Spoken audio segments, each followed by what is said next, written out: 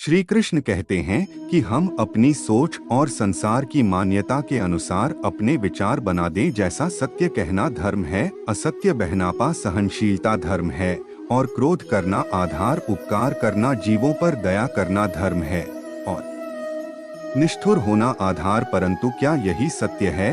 कभी कभी परिस्थितियां इन आदेशों को उल्टा नहीं करती हैं। यदि संसार में कोई धर्म है, कुछ पुण्य, कुछ महान है, तो वो है परिस्थिति के अनुसार चलना। जटायु याद है आपको, वो जिन्होंने रावण पर क्रोध किया, उस पर आक्रमण किया था। उस समय जटायु का क्रोध पाप नहीं था, वह धर्म था। इसलिए अंत में उन्हें भगवान राम की गोदी में। और कुछ ऐसे भी होते हैं जो धर्म को सहनशीलता समझकर हर अन्याय को सहते और अंत में वो बाणों की शैया पाता। यदि कोई पशु या व्यक्ति अकारण आक्रमण करके किसी निर्दोष के प्राण लेने की चेष्टा करें, तो उसकी रक्षा हेतु उसका वध कर देना आपने समय की मांग, क्योंकि आक्रमण भी आत्म रक्षा नहीं है। यदि किसी दोस्त की सहायता करने से सामान्य मनुष्य को कष्ट पहुंचा, पीड़ा पहुंचा, तो उसे सहायता न देना ही धर्म है। अकारण क्रोध अस्वीकार्य है, परंतु यदि क्रोध से कुछ शुभ हो तो क्रोध और दंड का डरावना। संसार का सबसे बड़ा पाप क्या? असत्य बोलने, हत्या कर देना, चोरी करना या किसी का अपमान करना संसार का सबसे बड़ा पाप है।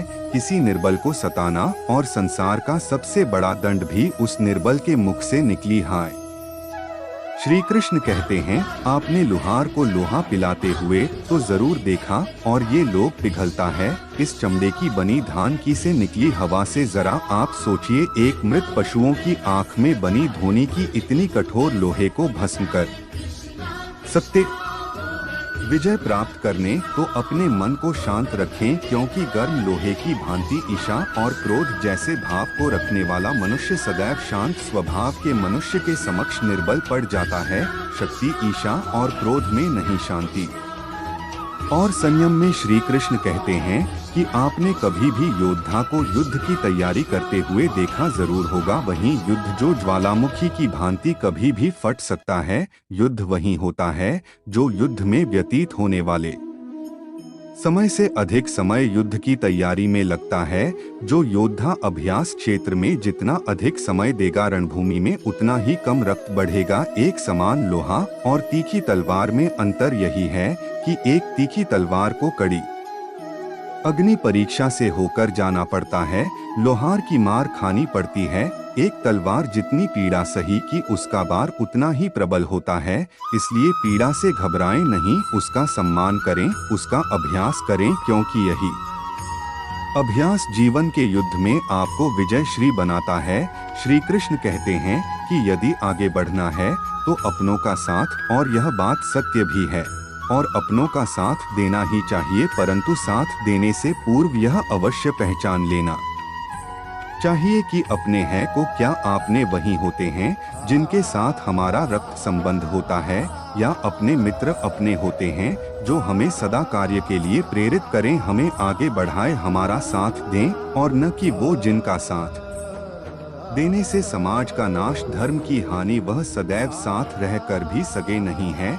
इसलिए जब अपनों की परिभाषा का चुनाव करें तो उन्हें अपना माने जो आपका साथ, उन्हें ने जो हमें अज्ञान के मार्ग पर ले जाएं। श्री कृष्ण कहते हैं कि सीमा एक रेखा की नहीं, एक परिभाषा की सीमा हर किसी की होती है। प्रेम की, धैर्य की, मित्रता की और शत्रुता की था, और जो सदैव सीमा से वे रहते वह सामान्य मनुष्य बनकर रह जाते हैं। परंतु जो समय आने पर सीमा तोड़ वही भविष्य बनाता है, क्योंकि सीमा केवल आपको मर्यादा में नहीं रखता, आपको बाटी भी अभी आप पर, मुझ पर, हम सब पर निर्भर करता है कि हमें जाने कौन सी सीमाएं हमें बाद आंटी है और कौन सी सीमाएं शक्ति के नए मार्ग के समक्ष आती है। इसलिए सीमाएं जो कर सकते हो उससे अधिक करने का प्रयत्न करें, तभी नहीं सीमाएं बना पाओगे। श्री कृष्ण कहते हैं कि जब मेघ चाहते हैं तो क्या होता है, अंधकार चाहता है में गरजते हैं, बिजली कड़कती है, वर्षा होती है, सभी पशु अपने आश्रय स्थल पर जाकर छिप जाते, मनुष्य अपने घर की ओर दौड़ते हैं, और सभी पक्षी अपने घोंसले में जाकर छिप जाते हैं। परंतु एक जीव है जो गरजते में को कड़कड़ाती बिजलियों को भारी वर्षा को भी हरा देता वो जीव है बांस, क्योंकि वह समस्या की जड़ों के ऊपर उठता गरजते मेघों से, कड़कड़ाती बिजली से, भारी वर्षा से। इनमें यही अंतर है, खाने वालों में और जीतने वालों में युद्ध। हार और जीत करना समस्या और सोच का। यदि आप अपनी सोच को छोटी रखोगे तो समस्या बड़ी हो जाए, और यदि आप अपनी सोच को बड़ी रखोगे तो समस्याएं छोटी हो जाएं, और यदि आप अपनी सोच को बड़ी रखोगे तो समस्याएं छोटी हो जाएं। श्री कृष्ण कहते हैं कि भाग्य क्या है? जो आपने किया उसे भोगना। भाग्य जो आपके पूर्वजों ने किया उसका फल। भाग्य नहीं, भाग्य वो है जो आपने की, क्योंकि हर मनुष्य को अपने कर्मों का फल भुगत नहीं होता है। इसलिए यदि जीवन में कुछ भी करें तो उस पर अपनी दृष्टि अवश्य रखें, क्योंकि आपके एक कर्म का फल आपका भविष्य बदल सकता है। हम वही बनते हैं जो हम चुनते हैं, क्योंकि वही हमारा भाग्य। श्री कृष्ण कहते हैं, मनुष्य सुंदरता से आकर्षित होता है, उससे प्रेम करता है, ऐसे ही होता है ना? क्या आप ऐसा नहीं करते हैं? तो सुंदर और असुंदर की परिभाषा क्या? एक आकर्षण और विकर्षण का कारण क्या कभी सोचा है कि जिससे आप प्रेम करते हैं, जिसके प्रति आप आकर्षित होते हैं, अचानक से उसके लिए मन में मित्रता आ जाती है और इसके प्रति घृणा होती है, उसके लिए एकाएक अपने मन में प्रेम आता है। और इसका सबसे बड़ा कारण है दृष्टि का, क्योंकि सुंदरता आपके मन में होती है, आपकी सोच में होती है, आपके कि जिससे आप प्रेम करते हैं, जिसके प्रति आप आकर्षित होते हैं, अचानक से उसके लिए मन में मित्रता आ जाती है।